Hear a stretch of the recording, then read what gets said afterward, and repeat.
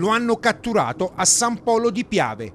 Pericle Puiu, il rumeno evaso la notte scorsa dal reparto di malattie infettive dell'ospedale di Treviso, calandosi con le lenzuola dal terzo piano, si era rifugiato nel paesino dove anni fa viveva. Un'operazione chirurgica, quella degli agenti della polizia penitenziaria, che lo hanno fermato in una gelateria. Una ventina di uomini in tutto che hanno circondato l'area così da impedirgli la fuga. Non avrebbe opposto resistenza facendosi ammanettare dopo quasi 48 ore di ricerche. L'allarme era stato lanciato subito dopo l'evasione, con posti di blocco da parte di polizia e carabinieri.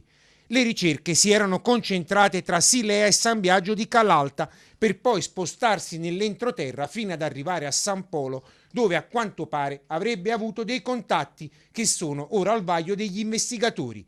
Sta di fatto che nella giornata di ieri qualcuno già lo aveva notato, sembrerebbe in un locale che vende kebab. Mia madre era il kebab, ma non lo sapeva di questa cosa. Oggi gliel'ho detto e mi ha detto che ieri era là a mangiare un kebab, ma noi non sapevamo niente. Da stamattina avevamo letto il giornale e stavamo parlando infatti da stamattina, per quello. Quindi tua madre ha visto ieri la persona che cercavano?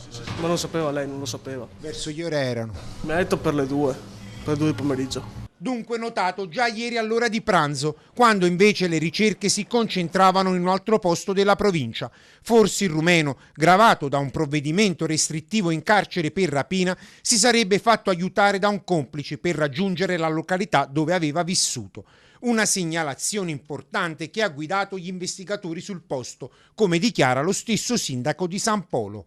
Sì, diciamo che ha voluto appunto spostarsi abbastanza rispetto al luogo dell'evasione. Diciamo che comunque era un personaggio già conosciuto a San Polo, è stato residente in passato, sicuramente avrà avuto delle amicizie. Ecco, è stata fatta un'operazione da parte della polizia penitenziaria in collaborazione con i carabinieri, chirurgica, e sono riusciti nell'intento di bloccarlo senza che potesse creare ulteriore scompiglio. Adesso si cercheranno probabili complici della sua fuga, ma bisognerà stabilire anche come abbia fatto ad eludere la sorveglianza all'interno del reparto di malattie infettive dell'ospedale trevigiano, dove era ricoverato per accertamenti.